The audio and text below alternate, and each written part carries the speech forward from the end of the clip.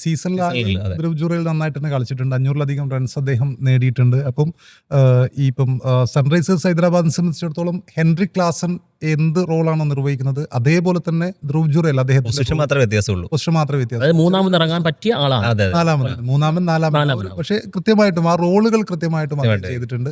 പല ഘട്ടത്തിലും പിന്നെ അദ്ദേഹത്തിന്റെ സ്ട്രൈക്ക് റേറ്റ് ചില മത്സരങ്ങളിലെങ്കിലും ഞാൻ അതിന് മുമ്പ് വിമർശന വിധേയമായിട്ട് പറഞ്ഞിട്ടുണ്ട്. പക്ഷെ ടുഡേ അദ്ദേഹം നല്ലൊരു പെർഫോമൻസ് കാഴ്ചവെച്ചു. കാരണം ആ സമയത്ത് ആ ഒരു മൊമെന്റം നഷ്ടപ്പെടരുത് എന്ന രീതിയിൽ തന്നെ ഇപ്പം വൈഭവ് സൂര്യവംശി 29 പന്തിൽ 93 റൺസുമായി പുറത്തായി നിൽക്കുന്ന ഒരു സമയത്ത് സ്വാഭാവികമായിട്ടും ആ ഒരു തകർച്ച നമ്മൾ കഴിഞ്ഞ IPL മത്സരങ്ങളിലൊക്കെ കണ്ടത് വൈഭവിൽ കൂടുതൽ വിശ്വാസം അർപ്പിച്ചുകൊണ്ട് അല്ലെങ്കിൽ വൈഭവിനെ കൂടുതൽ ആശ്രയിച്ചുകൊണ്ടുള്ളൊരു രാജസ്ഥാൻ റോയൽസിനെയാണ് കണ്ടത്.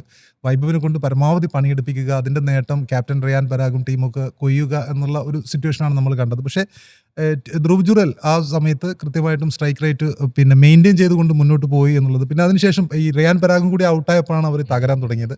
ഇതിൽ സൺറൈസേഴ്സ് ഹൈദരാബാദിനെ തകർക്കുന്നതിൽ ഫസ്റ്റ് ബോളിൽ തന്നെ അഭിഷേക് ശർമ്മയെ പുറത്താക്കിയ ആ ഒരു പന്ത്, പിന്നെ അതായത് 149 പേസ് ഉണ്ടായില്ല, കണ്ടിട്ടില്ല.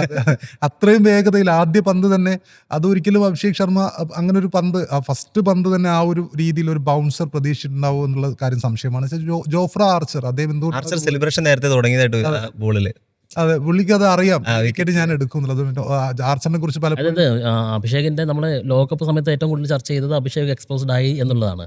അത് ഇന്നത്തെ ബോളുമായിട്ട് താരതമ്യം ചെയ്യാൻ പറ്റും തീർച്ചയായിട്ടും. അതായത് ഈ ഫസ്റ്റ് ബോൾ തന്നെ ഒരു ചാൻസിന്റെ പോലെ തന്നെയായിരുന്നു. ഇതിലിപ്പോ ഈ വർഷം 2026 എന്ന വർഷം മാത്രം ഏറ്റവും കൂടുതൽ ഡെക്കിന് പുറത്തായിരിക്കുന്നത്, അതായത് ഒരു കലണ്ടർ വർഷം ഏറ്റവും കൂടുതൽ ഡെക്കിന് T20 മത്സരങ്ങൾ ഡെക്കിന് പുറത്തായിരിക്കുന്നത് അഭിഷേക് ശർമ്മയാണ്. 8 പ്രാവശ്യമാണ്. രോഹിത് ശർമ്മ 7 പ്രാവശ്യമുണ്ട്. സഞ്ജു സാംസൺ 6 പ്രാവശ്യമുണ്ട്. അപ്പം 8ാമത്തെ പ്രാവശ്യവും പുറത്തായിരിക്കുകയാണ്. ഇപ്പം ജോഫ്ര ആർച്ചർ നേരത്തെ തന്നെ സെലിബ്രേഷൻ തുടങ്ങി എന്ന്, അത് ആർച്ചറിന് ഉറപ്പുള്ള പോലെയാണ് ഈ വിക്കറ്റ് എടുക്കുക എന്നുള്ളത്. ഇപ്പം ആർച്ചറിനെ കുറിച്ച് പലപ്പോഴും പറയാറുള്ളത് അദ്ദേഹം ഒരു നോസ്ട്രഡാമസ് ആണ് എന്ന് പറയാറുണ്ട്. അതായത് അദ്ദേഹം ഇപ്പോൾ ചെയ്ത കാര്യം ഒരു 2013-ലോ 2014-ലോ അദ്ദേഹം ട്വിറ്ററിൽ കുറിച്ചു എന്നുള്ള തരത്തിലുള്ള വാർത്തകളൊക്കെ ഉണ്ടായിരുന്നു. കാരണം അദ്ദേഹത്തിന്റെ ചില ട്വീറ്റുകൾ, പഴയ ട്വീറ്റുകൾ പിന്നീട് വർഷങ്ങൾക്ക് ശേഷം ആവർത്തിക്കുന്നു, അത് വാർത്തയാകുന്നു എന്ന തരത്തിലുള്ള, അതേപോലെ ഇപ്പം ചിലപ്പോൾ എഡിറ്റ് ഹിസ്റ്ററി അല്ല ഇപ്പൊ 2-3 വർഷം മുമ്പുള്ള IPL മത്സരങ്ങൾക്കിടയിൽ തന്നെ അദ്ദേഹം ചില കാര്യങ്ങൾ 2013-ലും 2014-ലൊക്കെ പറഞ്ഞിട്ടുണ്ട്.